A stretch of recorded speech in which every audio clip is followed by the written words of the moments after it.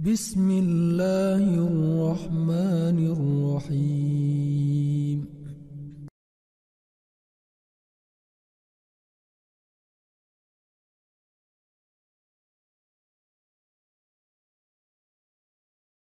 Di antara adab berdoa adalah menghadap ke arah kiblat dan mengangkat kedua tangan. Sebagaimana disampaikan dalam hadis riwayat Imam Muslim dari sahabat Jabir bin Abdullah radhiyallahu anhu, Nabi Shallallahu alaihi wasallam ketika berada di padang Arafah, maka beliau menghadap ke arah kiblat. Disinilah poinnya, di antara adab dalam berdoa adalah menghadap ke arah kiblat. Kemudian beliau berdoa sampai matahari terbenam. Maka di antara adab berdoa adalah kita menghadap ke arah kiblat. Demikian pula dalam hadis yang lain diriwayatkan oleh Imam Abu Dawud dan Imam At-Tirmidzi, disampaikan dari sahabat Salman radhiyallahu anhu bahwasanya Nabi Shallallahu alaihi wasallam bersabda, sesungguhnya Allah Subhanahu wa taala malu dan Maha Pemberi. Allah Subhanahu wa taala malu kepada hambanya ketika mereka mengangkat kedua tangannya kepada Allah Subhanahu wa taala, kemudian hambanya kembali dengan tangan kosong atau tidak mengabulkan doa tersebut. Maka ini menjadi satu adab dalam kita ketika kita berdoa adalah mengangkat kedua tangan, karena seorang hamba ketika berdoa kepada Allah Subhanahu wa taala mengangkat kedua tangannya, maka Allah Subhanahu wa taala malu untuk tidak mengabulkan. Allah Subhanahu wa taala malu kalau kemudian doa hambanya tidak dikabulkan oleh Allah Subhanahu wa taala. Kemudian bagaimana cara kita mengangkat kedua tangan? Sebagaimana yang disampaikan dalam sebuah hadis riwayat Imam At-Tabrani, sahabat Abdullah bin Abbas radhiyallahu anhu mengatakan bahwasanya Nabi Shallallahu alaihi wasallam ketika berdoa beliau menggabungkan kedua telapak tangan beliau. Telapak tangan beliau. Kemudian Nabi Shallallahu alaihi wasallam mengangkatnya setinggi wajah. Kalau kita wajah kita seperti ini, maka kita angkat kedua tangan kita dan kemudian kita gabungkan kedua telapak tangan kita setinggi wajah. Dan wajah ini atau wajah kita hadapkan ke telapak tangan. Kita hadapkan ke telapak tangan kita. Maka inilah adab ketika kita berdoa, mengangkat kedua tangan kita gabungkan seperti ini, kemudian pandangan wajah kita hadapkan ke kedua telapak tangan kita. Dan ini adalah adab yang kalau kita amalkan niscaya menjadi sebab dikabulkannya doa yang kita mohonkan kepada Allah Subhanahu wa taala. Berikutnya, adab ketika kita berdoa adalah berdoa dengan suara yang lirih dan tidak dikeraskan, sebagaimana yang Allah Subhanahu wa taala sampaikan di dalam Al-Qur'an, wala tajhar bi sholatika wala tukhafid biha wabtaghi baina dzalika sabila. Janganlah kalian mengeraskan doa kalian dan jangan pula kalian merendahkannya, dan carilah jalan di tengah di antara keduanya. Maka ayat ini mengisyaratkan kepada kita akan ada berdoa,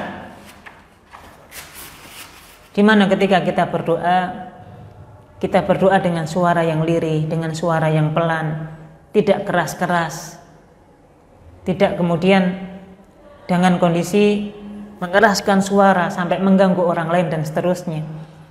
Karena memang inilah yang diajarkan oleh Nabi Shallallahu alaihi wasallam ketika kita berdoa, yaitu berdoa dengan suara yang lirih.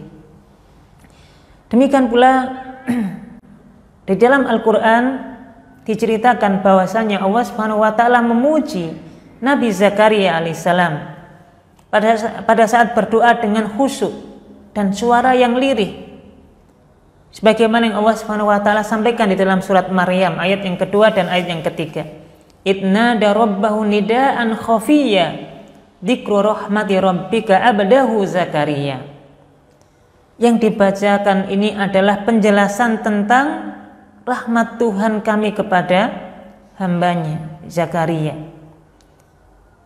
Idnada rabbahu nidaan khafiyya.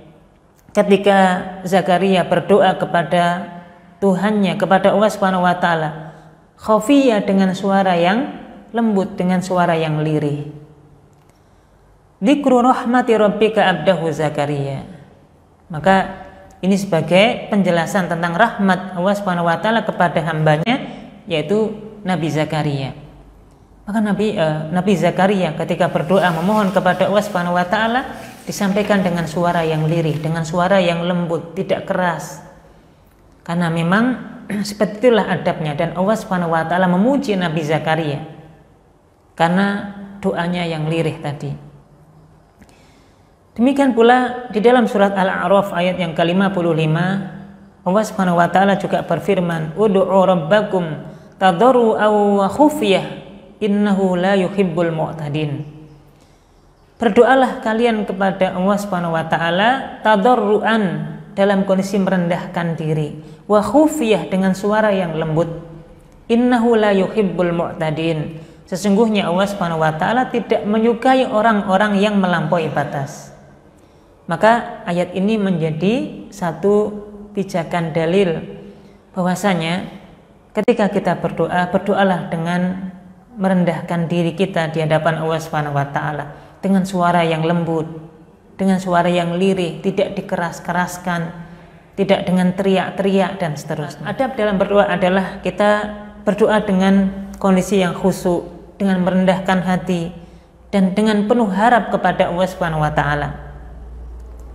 Sebagaimana yang Allah Subhanahu wa taala sampaikan di dalam surat Al-Anbiya ayat yang ke-90, Allah Subhanahu wa taala berfirman, sesungguhnya mereka adalah orang-orang yang selalu bersegera dalam mengerjakan perbuatan-perbuatan yang baik, dan mereka berdoa kepada kami dengan harap dan cemas.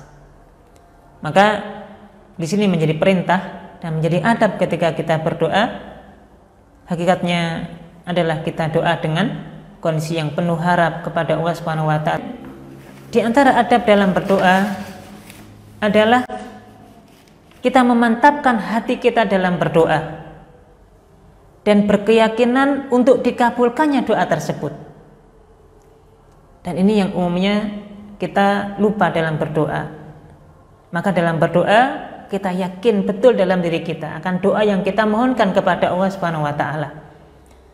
Kemudian selain itu juga kita mantapkan hati kita dalam berdoa. Kita yakin Allah Subhanahu wa taala akan mengijabah doa ini.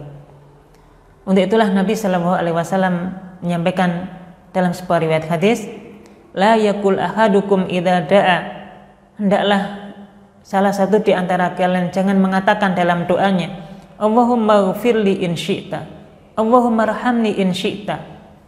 Ya Allah, ampunilah dosaku jika Engkau menghendaki. Ya Allah, rahmatilah aku jika Engkau menghendaki. Maka seolah-olah ketika dia berdoa ini tidak ada keyakinan, tidak ada kemantapan hati dalam dirinya. Maka Nabi Shallallahu alaihi wasallam melarang untuk berdoa dengan cara seperti itu.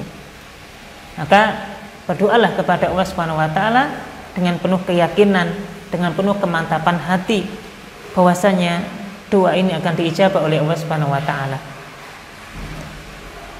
Sebagaimana juga dalam hadis yang lain, Nabi sallallahu alaihi wasallam mengatakan, "Ud'ullaha wa antum muqinuna bil ijabah." Berdoalah kamu kepada Allah Subhanahu wa taala dan kalian yakin akan dikabulkannya doa tersebut. Wa'lamu annallaha la yastajibu du'a min qalbin ghafin. Karena hakikatnya Allah Subhanahu wa taala tidak mengabulkan doa dari hati yang lalai. Tidak mengabulkan doa dari hati yang lalai dan lengah dengan doanya tadi.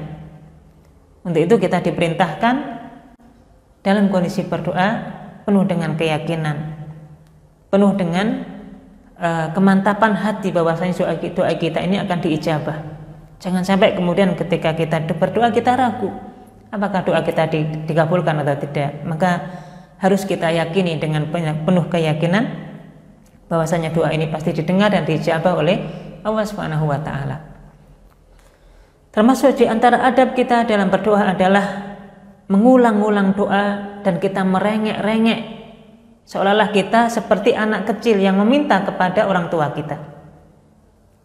Mintalah kepada Allah Subhanahu wa taala dengan diulang-ulang doa tersebut, dibaca beberapa kali, 3 kali mungkin atau sekian kali, dan kita berdoa dengan merengek-rengek, dengan kondisi seolah-olah kita membutuhkan itu di hadapan Allah Subhanahu wa taala. Misalnya seseorang ketika memohon kepada Allah, ya Allah, ampunilah hambamu ini, ampunilah hambamu ini, ampunilah hambamu ini, mengulang-ulang doanya. Ya Allah, ampunilah hambamu yang penuh dengan dosa. Ya Allah, ampunilah hambamu ini yang penuh dengan dosa. Mengulang-ulang doa, ini bagian dari adab ketika kita berdoa. Sahabat Abdullah bin Mas'ud radhiyallahu anhu mengatakan, Rasulullah Shallallahu alaihi wasallam apabila beliau berdoa, beliau mengulanginya sebanyak 3 kali. Dan ini menjadi dalil bahwasanya Nabi Shallallahu alaihi wasallam mengulangi doa-doa yang beliau mohonkan kepada Allah Subhanahu wa taala. Dan apabila Nabi Shallallahu alaihi wasallam meminta kepada Allah Subhanahu wa taala, maka Nabi Shallallahu alaihi wasallam mengulanginya juga sebanyak 3 kali. Ini penting untuk kita perhatikan ya, supaya seolah-olah kalau kita sudah berdoa selesai, tapi kita ulang-ulang doa kita mohonkan terus kepada Allah Subhanahu wa taala. Termasuk di antara adab dalam berdoa adalah tidak tergesa-gesa agar segera doa ini dikabulkan oleh Allah Subhanahu wa taala. Kemudian kita menghindari perasaan yang mengatakan seolah-olah perasaan ini muncul dan kita seolah-olah menyalahkan Allah Subhanahu wa taala. Misalnya orang mengatakan, mengapa doaku tidak dikabulkan? Kelihatannya Allah Subhanahu wa taala tidak akan mengabulkan doaku. Sehingga seperti orang yang pesimis akan doa yang telah dia mohonkan kepada Allah Subhanahu wa taala. Untuk itu, selain kita berkeyakinan bahwa doa ini akan diijabah oleh Allah Subhanahu wa taala, maka kita dalam kondisi dalam adab berdoa ini tidak tergesa-gesa untuk kemudian merasa akan segera dikabulkan oleh Allah Subhanahu wa taala. Sebagaimana yang disampaikan dalam sebuah riwayat hadis, Nabi sallallahu alaihi wasallam bersabda, "Yustajabu li ahadikum ma lam ya'jal yaqulu da'autu falam yustajab li." Akan dikabulkan doa kalian selama tidak tergesa-gesa. Dia mengatakan, da'autu falam yustajab li. Saya sudah berdoa, kenapa saya tidak dikabulkan doa-doa saya?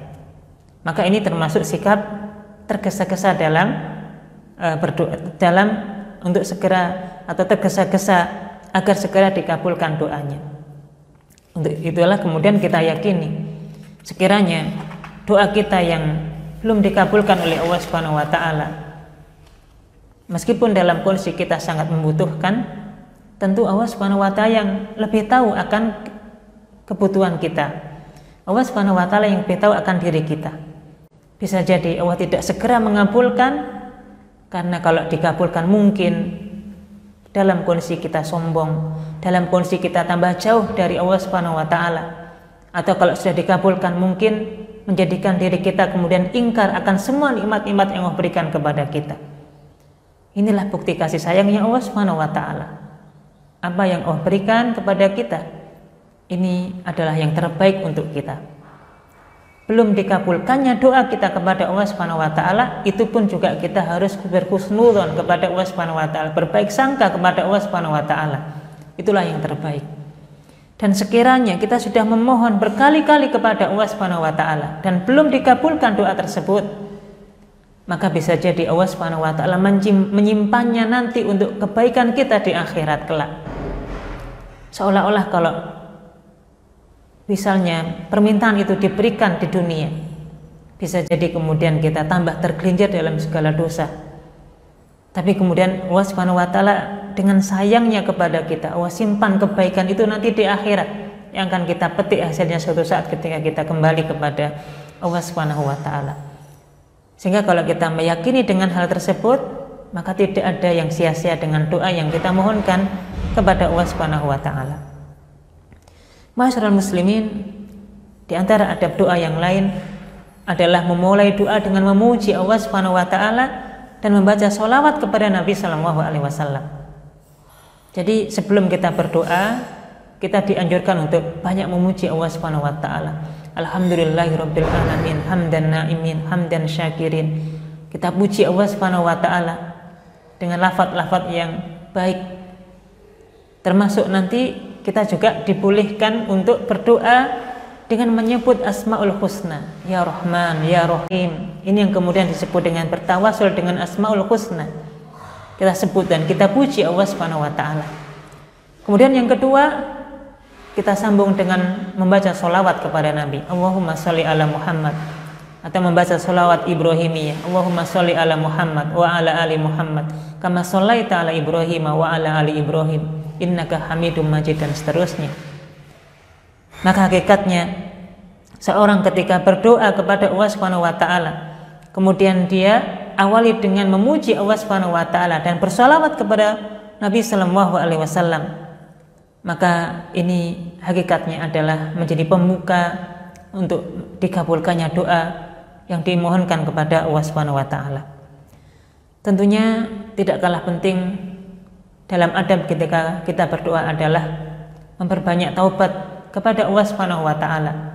Memperbanyak kita menyesal akan semua perbuatan dosa yang kita pernah lakukan. Karena pada dasarnya bisa jadi doa kita tidak dikabulkan oleh Allah Subhanahu wa taala mungkin karena ada penghalang dosa, ada penghalang maksiat yang kita sudah kerjakan sehingga Allah Subhanahu wa taala belum ridho dengan diri kita. Maka supaya doa-doa kita dikabulkan oleh Allah Subhanahu wa taala, banyaklah bertaubat, minta ampun kepada Allah Subhanahu wa taala.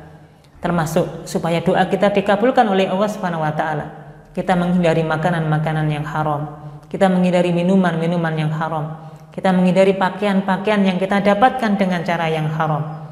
Karena sesuatu yang haram yang kita dapati, sesuatu yang haram yang kita makan, yang kita minum, menyebabkan doa-doa kita tidak diijabah oleh Allah Subhanahu wa taala.